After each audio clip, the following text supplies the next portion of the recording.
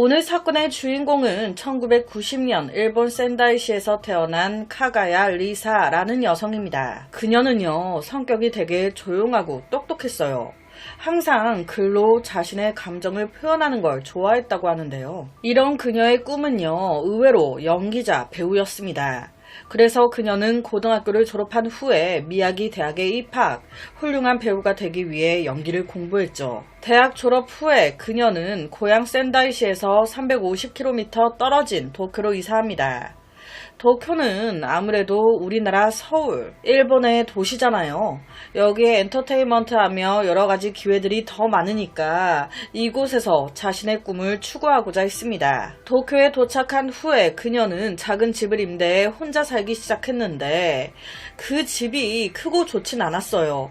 좁고 오래된 집이었는데 그래도 그녀는 만족했습니다. 도쿄에서 혼자 살게 된 게 어디야. 그것만으로도 땡큐베리 감사. 이사 후 짐과 여러가지 정리한 그녀는요, 생활비는 벌어야 되니까 도쿄의 한 회사에 사무직 일을 구합니다. 얼마나 성실하게 일도 잘하는지 수입도 꽤나 안정적이야. 그녀는요, 일을 하면서 한 번도 배우의 꿈을 놓진 않았어요. 하지만 현실에 부딪히는 거예요. 일하면서 연기 공부를 병행한다는 게 쉽지 않거든요. 어느 순간 약간 느슨해졌다랄까요? 한날 나를 딱 뒤돌아보니까 일만 하며 살고 있어. 현타가 온 거예요. 내가 도쿄에 온 이유가 뭔데? 안 되겠다 생각한 그녀는요, 과감하게 하던 사무직 일을 그만두고 자신의 꿈을 쫓기로 결심합니다. 2015년 5월 25살이 된 그녀, 도쿄의 한 극단에 들어가게 돼요. 그녀는요, 이때 정말 너무 행복했습니다. 뭔가 내 꿈에 한 발자국 더 나아간 것 같잖아요. 카가야는 이 일을 너무 사랑해서 기회가 있을 때마다 자주 연습에 참여, 미래의 무대에 오를 준비를 했습니다. 우리나라 극단도 마찬가지일 거예요. 극단에 들어가자마자 무대에 설 수 있는 게 아니거든요. 막내가 되는 거라 처음에 들어가면 무대 청소부터 해가지고 연극을 위한 잡일들부터 시작해요. 역할을 줘도 아주 작은 역할들부터 그렇게 점점 자리를 잡아가는 건데, 이때 그녀 역시도 그랬습니다. 극단의 여배우가 되긴 했지만 입문 초기 훈련 단계였기 때문에 무대에 설 수 없었고 급여와 대우도 그닥 좋지 않았어요. 그래도 그녀는 행복했어요. 이게 어디야? 배울 수 있다는 게 어디야? 하지만 현실에 부딪히죠. 생활은 해야 하니 그녀는 아침과 낮에 연극 연습을, 저녁에는 이자카야에서 아르바이트를 했습니다. 이런 생활을 한 지 약 2달 정도 지났을 때 그녀는 책임자인 아메쿄기라는 남자와 I love you 연애를 시작합니다. 와, 꿈에도 한 발자국 나아갔고 너무 멋진 남자와 사랑까지. 뭔가 나름 되게 열심히 살고 있는 것 같은 느낌이 들 때 있잖아요. 이때 그녀가 그랬어요. 하루하루가 너무 알차고 행복했습니다. 그런데 왜 항상 불행은 이런 행복과 함께 오는 걸까요? 2015년 8월로 돌아가 보겠습니다. 2015년 8월 24일 그날은 월요일이었어요. 도쿄는 이때 여름이어서 낮에 엄청 더웠습니다. 그래서 카가야는 분홍색 반팔 티셔츠에 검정과 흰색이 섞인 원피스를 입고 검은색 배낭을 메고 손에 캔버스 가방을 하나 들고 집을 나섰어요. 극단으로 바로 갔습니다. 그렇게 연습이 끝나고 저녁 7시가 됐습니다. 이때 극단 연습을 마친 카가야는 신주쿠로 가요. 왜? 간만에 친구들 만나가지고 놀라고. 친구들과 만난 게 저녁 7시예요. 얼마나 할 말이 많아요. 금방 시간이 12시가 돼버렸네. 친구들과 작별 인사를 하고 그녀 홀로 집에 가기 위해 지하철역으로 갑니다. 12시 19분 집 근처의 지하철역에 도착했어요. 그녀는 개찰구를 나와 짙은 밤속으로 걸어갔습니다. 그렇게 약 8분 후 카가야는 집 근처의 한 편의점에 도착해요. 거기서 두유 한 팩을 사들고 다시 집으로 향했습니다. 그리고 다시 13분 후 카가야는 친구에게 문자를 보냅니다. 나 집에 도착. 오늘 재밌었어. 그런데 정말 이상합니다. 집에 도착했다고 아무 문제 없다고 그렇게 문자가 왔는데 딱 이날 이후 그녀를 본 사람, 그녀와 연락한 사람이 아무도 없어. 그녀는요, 다음날 극단 연습에도 참여하지 않았습니다. 못 온다 뭐 어쩐다 연락 한 통 없었는데 말이죠. 이럴 리가 아닌데. 이상함에 당시 남자친구가 그녀한테 이제 전화를 걸었어요. 그런데 전화도 안 받아. 저녁이 돼서 걱정이 되니까 이 남자친구가 그녀가 일하는 이자카야까지 갔습니다. 그런데 뭐야, 이자카야에도 출근을 안 했대. 그것도 무단. 이것 자체가 말이 안 되는 상황이었어요. 카가야 성격이 어떻다고 했습니까? 너무 성실하고 바른 여자였어요. 이때까지 지각, 결근 한 번 없었던 여자가 연락도 없이 안 나왔다? 다음날까지도 여자친구 카가야가 연락이 안 되니까 점점 불길한 느낌이 든 남자친구, 그녀의 집으로 향합니다. 그때의 시간이 저녁 8시. 이때 현관문, 창문 모두 잠겨 있었어요. 그런데 집 안에 불은 켜져 있어. 안에 있구나. 그래서 문을 막 두드리고 초인종을 눌렀죠. 그런데 아무런 기척이 없어. 당시 남자친구가 혼자 왔던 게 아니에요. 그 이자카야 직원 2명까지 해가지고 3명이 왔었단 말이에요. 초인종을 막 눌러도 기척이 없으니까 당황해하고 있는데 이 3남자 중에 1명이 이런 말을 합니다. 저 그런데요. 아까부터 약간 좀 이상한 냄새 나지 않아요? 알 수 없는 이상한 냄새. 싸하죠. 이때 이 3사람이 경찰에 처음으로 신고를 합니다. 밤 10시경 경찰이 그녀의 집 문 앞에 도착했습니다. 경찰이 이제 이때 문을 강제로 따고 들어가요. 현관문을 딱 열었을 때 바로 보인 상황은 문 입구에 카가야가 땅에 등을 대고 누워 있는데 알몸이야. 알몸에 얼굴엔 수건이 덮여져 있었습니다. 목에 졸린 흔적과 함께 말이죠. 이미 사망한 상태. 그러니까 현관 바로 입구 쪽에 죽어 있어가지고 이 3남자가 문을 막 두드리고 했을 때 이상한 냄새가 났던 거예요. 사망한 피해자 카가야는 고작 25살이었어요. 사망 사인은 끈 같은 무언가로 목이 졸린 질식사. 8월 24일 저녁에 친구들 만나가지고 막 놀았어요.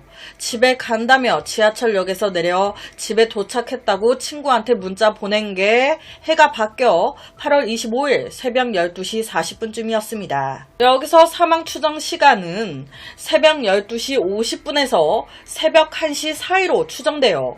딱 요 10분. 그런데 좀 특이한 건요. 알몸 상태였어요.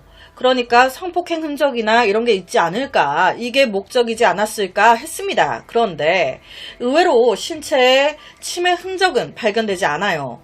하지만 입과 가슴 부위에서 타액과 샤워 젤 성분이 발견되고요. 손톱에선 그녀의 것이 아닌 피부 조각이 발견돼요. 이는 그녀 죽기 직전까지 살기 위해 엄청나게 저항했다는 걸 보여주죠.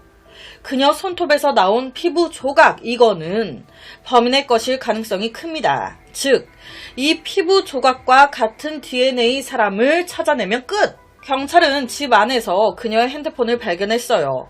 그녀가 마지막으로 연락한 시간은 12시 40분, 즉 집에 오자마자 변을 당했다. 정말 다행인 게요. 그녀의 집 맨션 입구에 CCTV가 있었어요. 이건 뭐 대박이죠. 현관문을 딱 비추고 있어. 범인 얼굴 100% 찍혔겠다. 바로 이거 영상 확인하려고 했는데 웬걸? 보니까 이거 가짜인 거예요. 그냥 도둑 긴장하라고 달아놓은 페이크. 그런데 범인 긴장은커녕 당당하게 쳐들어와서 죽이고 나갔죠. CCTV를 페이크로 달아놔도 도움이 안 되고, 범인이 범행 다 하고 나간 후에 조사에도 도움이 안 되고, 그녀의 집 안에 싸움의 흔적은 없었어요. 하지만 카가야가 24일날 입었던 옷과 배낭, 열쇠, 이불 커버, 에어컨 리모컨 등 10개의 물품이 사라진 것을 발견했습니다. 이건 뭘 말하고 있는 걸까요? 이걸 왜 가져간 거지? 너무 생뚱맞은 것들이잖아요. 에어컨 리모컨을 왜 가져가? 여튼 사라진 물품이 많았고 일부는 부피가 컸어요. 이걸 그냥 들고 나갔다면 눈에 띄었을 겁니다. 그러니까 뭔가 차 같은 걸 이용해 이 물품들을 운반하지 않았을까 싶은데, 그런데 집 이 맨션 CCTV가 페이크였잖아요. 아쉬운 대로 경찰은 이 맨션 근처의 CCTV를 다 조사하기 시작합니다. 그 결과 25일 새벽 12시 30분쯤 카가야가 집 근처 도로에서 집 방향으로 걸어가고 있는 모습을 발견했어요. 딱 이뿐이에요. 범인으로 추정되는 수상한 사람의 모습은 없어. 사건 발생 시간대에 카가야 집 근처에 차량이 정차한 것도 없었고 누군가가 큰 짐을 들고 나가거나 오고 가는 모습도 없었습니다. 와, 그렇다면 혹시 카가야의 집 맨션에 같이 사는 이웃들 중에 한 명이 범인 아닐까? 그러니까 차도 필요가 없는 거죠. 사라진 물건들 그냥 쓱 들고 나와서 바로 옆집인 우리 집으로 쏙 들어가면 끝. 맨션 근처 CCTV에도 그러면 당연히 안 찍히게 되죠. 난 카가야와 같은 건물에 사는 이웃이니까. 아예 이 건물 밖으로 나오지 않았으니까. 실제 한 이웃이 7월 중순의 어느 날, 그러니까 사건 발생 한 달 전에 카가야의 집에서 다투는 소리 들었다고 말합니다. 30대로 보이는 남자가 카가야 집에 들어가는 모습을 봤었는데 그 남자가 좀 술에 취한 듯 보였었다고. 그리고 얼마 후 그 집안에서 막 싸움 소리가. 여기까지 들으셨을 때 여러분 한 명이 의심스럽지 않으십니까? 많은 분들이 이 남자친구가 범인 아니야? 라고 생각하시고 계실 것 같아요. 경찰 역시도 그랬습니다. 그 이유가 카가야의 시신 상태가요, 알몸에 얼굴에 수건이 덮여져 있었어요. 이런 경우는요, 대부분 친분 있는 사람의 경우가 많대요. 따라서 경찰은 카가야 주변에 아는 사람들을 다 조사하기 시작합니다. 경찰은요, 현 남자친구와 그녀의 전 남자친구까지 조사했어요. 왜냐? 그녀의 전 남자친구가 좀 양아치였거든요.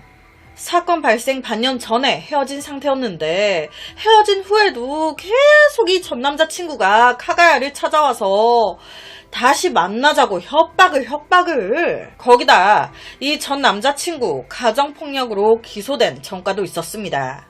여러 가지로 무시할 수가 없는 인물이었던 거죠. 카가야의 손톱에서 범인 DNA가 나왔잖아요. 현 남자친구와 전 남자친구 모두 이거 비교 들어갑니다.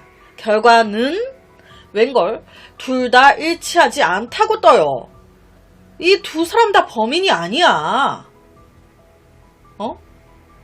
그럼 범인은 대체 누구인 걸까요? 경찰은요, 그녀 주위 사람들을 다 조사했어요. 하지만 뭔가 특별하게 의심가는 인물은 나오지 않습니다. 대략 한 1000명이 넘는 남성들을 DNA 수집, 대조 작업을 했었대요. 그런데 일치자는 안 나와요. 와, 뭐지? 경찰은 카가야의 사건 당일 옷을 공개했습니다. 이 여자를 사건 당일 본 사람 없냐? 하지만 이런 공개에도 불구하고 아무런 단서 안 나와요. 그냥 시간만 속수무책으로 흘러가 버립니다. 그러다 카가야가 살해된 지 반년이 지난 시점인 2016년 2월 딱 요때 경찰의 시야에 의심스러운 인물이 한 명 나타나요. 바로 37살이었던 토쿠라 타카히로. 이 남자를 의심한 이유는? 아니, 이 남자 카가야 집과 아주 가까운 불과 400m 떨어진 곳에 사는 이웃이란 말이에요. 그런데 그녀가 살해되고 며칠 안 돼가지고 바로 이사를 갔네? 토쿠라, 이 남자가 부동산에서 일을 했어요. 이 남자의 일터와 카가야가 저녁에 이자카야에서 아르바이트 했잖아요. 이 남자의 일터인 부동산과 카가야의 이자카야 가게의 거리도 단 300m 떨어진 거리였습니다. 가까워. 바로 후쿠시마로 이사간 토쿠라한테 연락했죠. 카가야라는 여자 아냐? 그는요, 모른다고 답합니다. 경찰은요, 이타부터 다 필요 없어요. 범인 DNA가 나와 있잖아요. 토쿠라한테 그냥 DNA 하나 채취해도 되냐? 이에 대해 토쿠라 바로 오케이 합니다. 경찰은요, 사실 그냥 이 남자를 의심한 이유가 사건 발생하고 얼마 안 가 이사가서 이것뿐이었어요. 이 이유 때문에. 그래서 크게 기대를 안 했습니다. 지푸라기라도 잡는 심정으로 한 거였단 말이에요. 그런데 웬걸 DNA 검사했더니 네가 범인이네? 아니, 그럼 이 새끼는 왜 카가야 씨를 죽인 걸까요? 왜? 둘이 모르는 사이인데. 토쿠라 타카히로의 어린 시절은요, 부유했어요.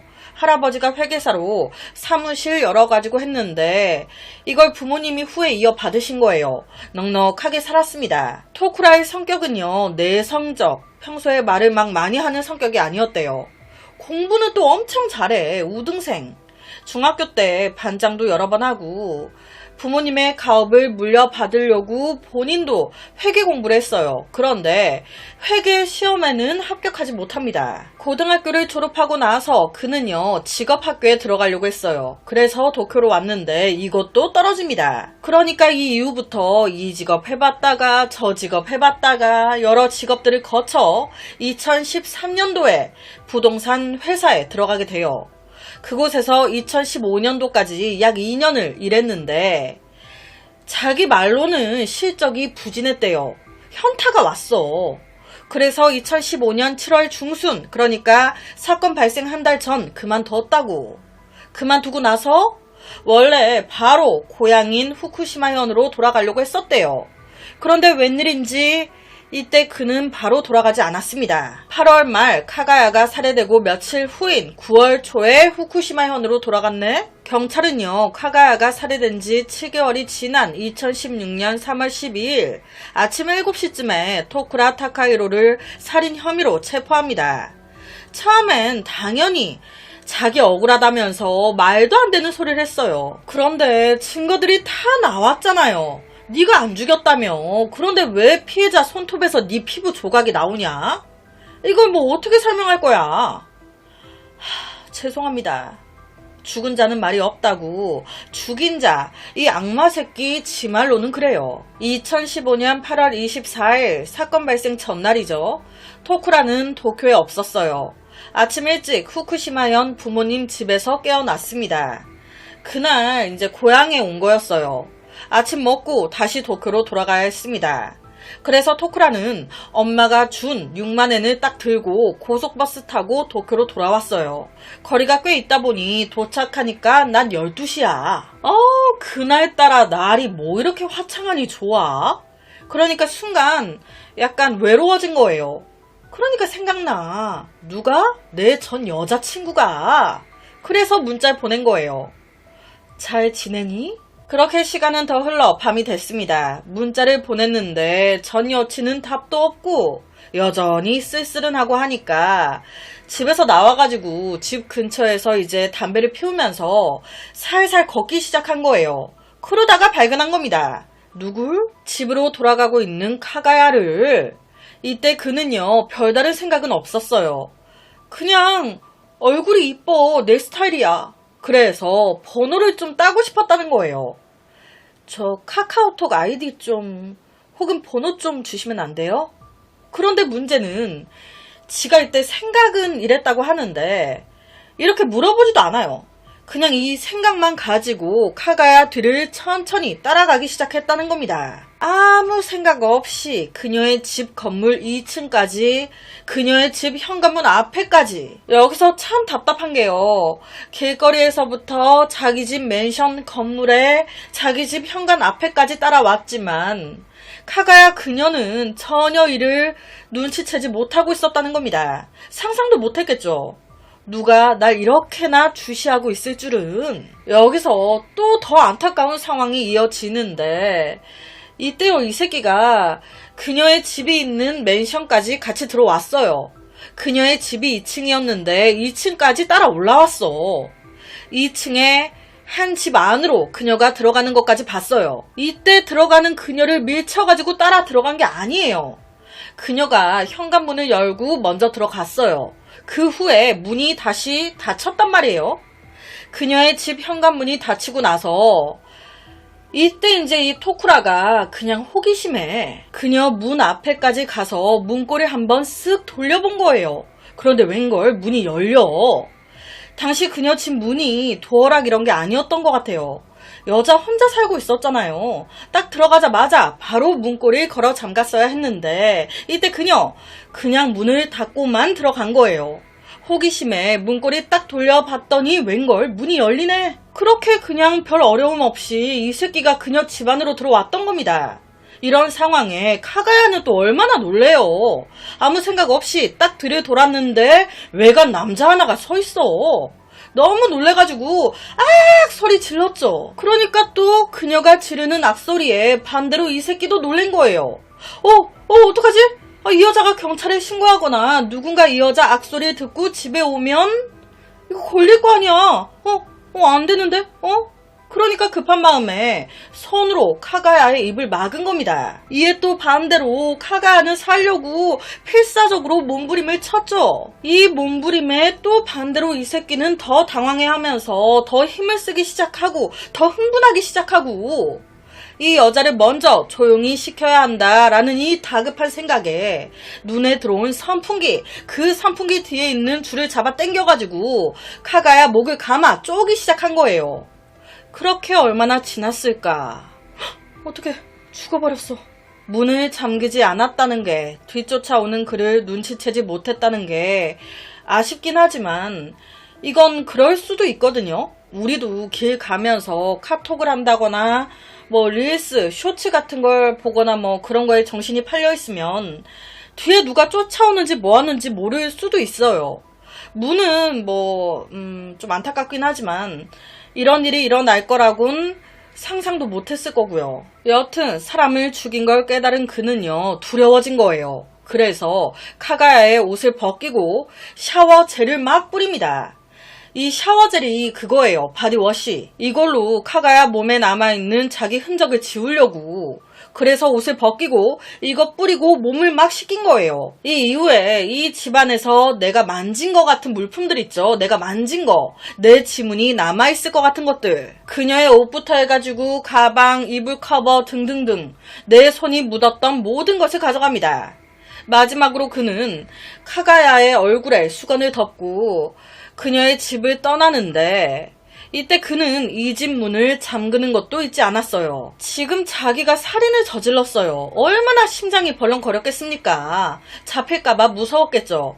그래서 바로 이사를 갔던 거예요. 이사 가면서 그는 그녀의 집에서 가져온 물건들 쓰레기 더미에 다 버려버립니다. DNA가 일치라고 나온 지금 빼박이죠. 2018년 2월 바로 재판대에 오릅니다. 이때 정신감정을 진행하거든요. 놀랍게도 이때 이 남자 해리성 인격 장애가 나와요. 지 말로는 사건 당시에 악마의 소리를 들었다는 거예요. 빨리 저걸 물리치지 않으면 네가 죽을 거라고. 그렇게 귓가에 누가 막 얘기를 했다는 겁니다. 선풍기 줄로 목을 조른 것도 누군가 나한테 그렇게 하라고 시켰다는 거예요. 아니, 이 새끼 맨 처음 경찰서에 와가지고 진술할 때는 이런 말 안 했어요. 꼭 이런 범죄자 새끼들이 재판대에만 오르면 이상한 소리를 해. 맨 처음 경찰에 진술할 때는 피해자가 소리 지르니까 당황해서 놀래서 쫄랐다 어쩐다 해놓고 이건 뭔 또 신선한 개소리야?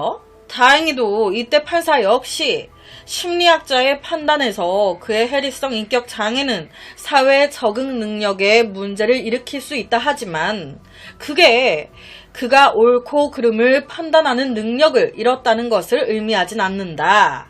토쿠라는 범행 후 현장을 꼼꼼히 정리하고 지문이 묻어있을지 모르는 모든 것을 가져갔다. 이것 자체가 사건 당시 지가 한 이 행동이 잘못된 행동이라는 걸 알고 있었다는 증거다. 이 새끼도 이거 심신미약으로 어떻게든 비벼보려고. 다행히도 이 새끼 무기징역이 나옵니다. 카가야의 사망은 너무 불행하고 안타까운 일이에요. 그녀는 꿈을 위해 도쿄에 왔고 다가오는 공연을 위해 열심히 연습하고 있었습니다. 카가야의 집에서 자신의 할아버지에게 쓴 편지가 발견됐어요. 그 편지 속엔 미래에 대한 기대와 동경이 가득했습니다. 현재 생활에 너무 행복하다고, 할아버지 걱정하지 마, 나 너무 잘하고 있다고. 하지만 이 편지가 할아버지에게 전달되기도 전에 그녀는 불행한 일을 당했습니다. 제가 사건 사고를 다루다 보니까 죽이고 토막내고 하는 이런 걸 많이 하게 돼요. 많이 했죠. 심적으로 좀 안 좋은 영향을 많이 받지 않을까 걱정해 주시는 분들이 계시더라고요. 그런데 저는요, 의외로 그런 영향은 거의 없어요. 이런 콘텐츠를 하면서 그런 거는 없는데 반대로 그 안전 불감증이라고 해야 할까요? 오늘 같은 사건도 그래요. 준비하면서 와, 창문, 현관문 진짜 단속 잘해야겠다. 이거 내 주위 사람들한테도 다 얘기해줘야겠다. 좀 이런 게 생기더라고요. 창문, 현관문도 계속 확인하게 되고 가면서 뒤도 계속 휙휙 돌아보게 되고 사람을 좀 잘 안 믿고 먼저 좀 경계하게 되고 좀 이런 게 좀 직업병처럼 생기더라고요. 개인적으로 제 영상을 보시는 모든 분들이 저처럼 좀 이런 저와 비슷한 이런 영향을 좀 받으셨으면 좋겠습니다. 토막내고 죽이고 이런 거에만 너무 이제 포커스를 맞춰서 막 기억하시는 게 아니라 이런 일을 당한 이유가 뭐 예를 들어서 사람을 너무 쉽게 그냥 믿어서 혹은 창문을 잠그지 않아서 뭐 요런 거에 조금 집중해서 좀 들어주시고 기억을 좀 해주시고 이렇게 단속을 이렇게 해주시고 하면 뭐라고 하는 거야. 아우, 여튼 이상하게 말을 하는데 개떡같이 말해도 찰떡같이 알아들어 주실 거라고 생각하겠습니다. 죄송합니다. 뭐라는 거야. 죄송해요. 여튼 이 영상을 보시는 모든 남녀노소분들 창문, 현관문 항상 잘 잠그고 다니셔야 합니다. 여기로 범인 들어와가지고 범행 저지르고 하는 거 우리나라도 굉장히 많습니다. 오늘 제가 준비한 사건은 여기까지입니다. 어떻게 들으셨나요? 매일 저녁 10시 25분 모미지 업로드 구독과 좋아요 그리고 새로운 영상이 업로드 될 때마다 띠링띠링 알려주는 알람 설정까지 한 번씩 부탁드립니다. 내일 저녁 또 다른 사건으로 찾아뵙겠습니다. 내일 봬요.